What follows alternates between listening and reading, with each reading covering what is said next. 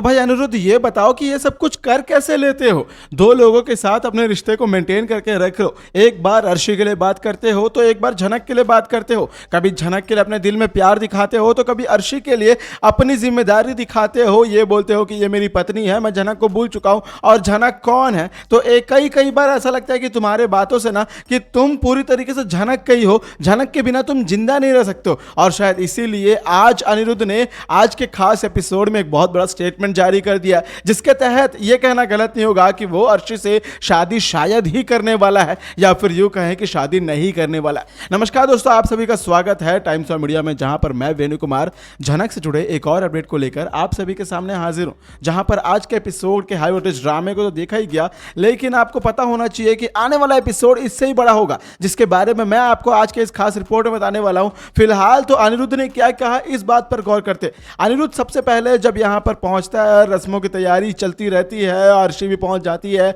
अर्शी की मां सृष्टि भी पहुंच जाती है, सारे घर वाले मौजूद रहते हैं।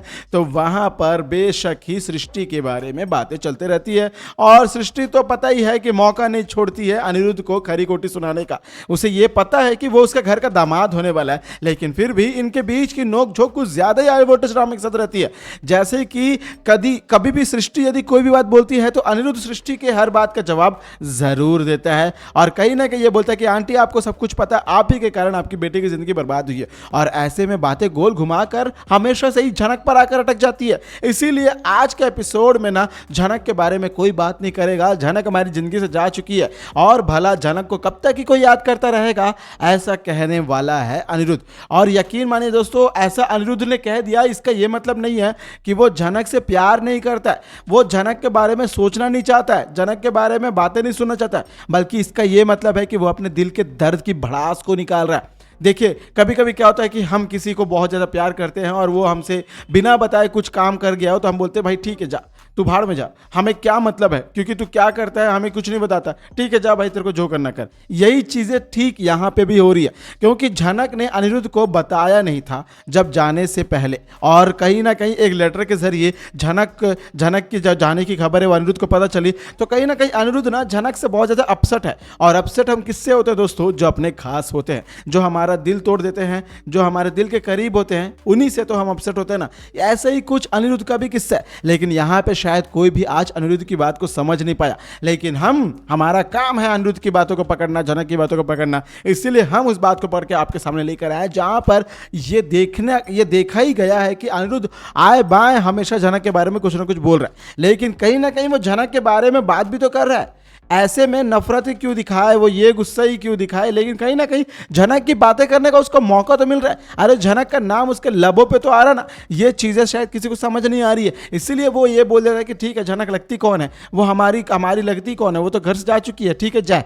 ऐसे में अनिरुद्ध झनक के लिए अपनी भड़ास निकाल रहा है, अपने दिल की फीलिंग्स बता रहा है कि हाँ उससे वो नाराज है, या फिर वो कहे कि झनक से वो अपसेट है। और ये बात शायद आज के एपिसोड में कोई नहीं पकड़ा, लेकिन अर्शी ने इस बात को कैच कर लिया, क्योंकि अर्शी ना अनिरुद्ध को बहुत अच्छे से जानती है। हालांकि दोनों बचपन से दोस्त हैं, दोनों एक दूसरे को भली भांति जानते हैं, इसीलिए कहीं ना कहीं अर्शी अनिरुद्ध की सारी बातों को समझ जाती है। लेकिन सोचे जरा, यदि अर्शी समझ गई है और ये बात वो झनक के सामने जाकर बोले और झनक को ये बताए कि तुम अनिरुद्ध से अब दूर रहना, क्योंकि अर्शी और झनक का आमना सामना होने वाला है। जी हाँ, अर्शी और झनक का आमना सामना होगा मुंबई में, जहां पर उसी रियलिटी शो में झनक पहुंची है, जहां पर अर्शी आने वाली है। यानी अर्शी यहाँ पे एज अ गेस्ट, या फिर यूँ कहें कि एक वीआईपी कंटेस्टेंट के तौर पर आने वाली है, बिना ऑडिशन दिए, क्योंकि अर्शी एक बहुत बड़ी कोरियोग्राफर है, एक बहुत बड़ी डांसर है, आर्टिस्ट है, इसीलिए।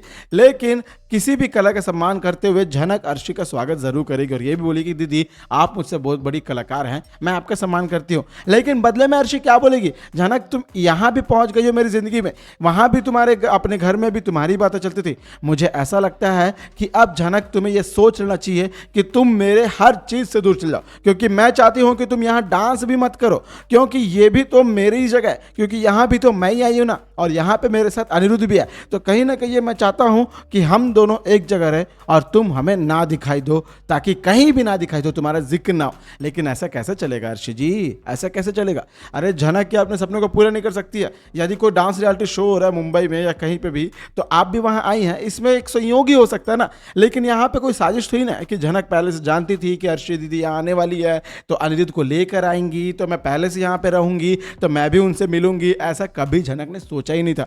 और इतनी प्लानिंग प्लॉटिंग ना आप ही कर सकते हो, झनक के बस की बात नहीं है। झनक साफ दिल की है, गो विद द फ्लो, जो मिलता है जैसा मिलता है, जिससे जैसा स्वभाव है वैसा ही दिखावा है, जो जैसी बातें बोलता है उसको वैसी ही बातें पलट कर बोल दो, खत्म। यही तो है झनक का किस्सा, यही तो झनक का व्यवहार है, यही तो झनक की सिंप्लिसिटी है। लेकिन शायद झनक की यही सिंप्लिसिटी उसे भारी पड़ने वाली है। देखिए किस तरीके से गुरुजी की पत्नी पल्लवी भी झनक के ऊपर अपना रौब जमा रही है। अरे भाई आज खास दिन है, डांस रियलिटी शो का लॉन्च होने वाला है, जिसके पहले गुरुजी को अपने स्टूडेंट झनक को लेकर पहुंचना है। लेकिन उसके पहले पल्लवी ये सब कुछ सुन लेती है और बोलती है कि नहीं, पहले तो किचन का काम करना पड़ेगा ना भाई, उसे अच्छा ब्रेकफास्ट चाहिए, तो ब्रेकफास्ट बनाना भी तो पड़ेगा, और जिसके लिए बहुत सारी दाल है, और दाल को मिक्सी में नहीं करना है बल्कि दाल को अपने हाथों से ही करना है। यानी कुल मिलाकर पल्लवी ये चाहती है कि आज झनक लेट हो जाए या झनक पहुंचे ही ना। अरे भाई झनक से तुम्हारी क्या दुश्मनी यार? तुम्हें लगता है कि यदि उसका झनक तुम्हारे गुरुजी के साथ, तुम्हारे पति से कोई अफेयर है, तो भाई अपने पति से पूछो, अपने गुरुजी से पूछो। वो तो झनक को अपनी माँ का, बेटी का दर्जा दे रहा है, तो फिर भला कहाँ से सारी गंदी गंदी बातें आ गई है? लेकिन ये बातें शायद पल्लवी के दिमाग में ना घुसने वाली है, या फिर यूँ कहें कि झनक के सामने जो टकराते ना वो सारे लोग ऐसे ही रहते। देखिए कैसे पल्लवी ये भी बोल देती है चोरी बोली, उसके काम करवा रही है, और यहाँ पे ये चाहती है कि वो इस घर को छोड़कर चले जाए। ये बोल रही है कि तू बेशरम है, किसी अनजान शहर में अनजान लड़के के घर आ गई है, अरे पलाना ढिमकाना। अरे भाई झनक ने गुरुजी पर भरोसा किया, गुरुजी ने झनक को अपना बेहतरीन स्टूडेंट बनाया, गुरुजी ने झनक को एक बहुत बड़ा मौका दिया, एक बहुत बड़ा मंच दिया सपनों को पूरा करने का।